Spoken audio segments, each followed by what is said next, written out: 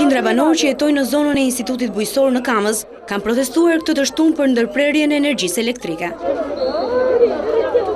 Prej 4 ditësh ata janë pa drita për shkak të detyrimeve të mëdha të pashlyera për një kohë të gjatë. Ndërsa kanë bllokuar rrugën kombëtare, protestuesit kanë kërkuar që të gjendet një zgjidhje përbashkët për 560 familje. Nuk kërkojmë mos me pagu lekin, kërkojmë me pagu lekin, por amo me librez edhe me nusë sahatin çdo njanit. Por jo se në fleforëm se ku ne kanë pre në besë qezi.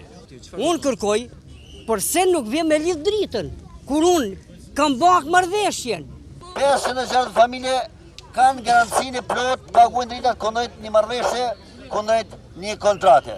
Banorët shpresojnë se operatori i shpërndarjes do të arrijë një marrëveshje për të rikthyer energjinë, në të kundërt ata lajmërojnë se do të bllokojnë sërish rrugën kombëtare. Nëse nuk do bëhet një gjë tillë, ne kërkojmë jo me blloku rrugën, le të na mbytin policia, le të na mbytin shteti, ne kërkojmë me dal me fëmijë me krejt e mundën rrugë me ndajt 24 orë.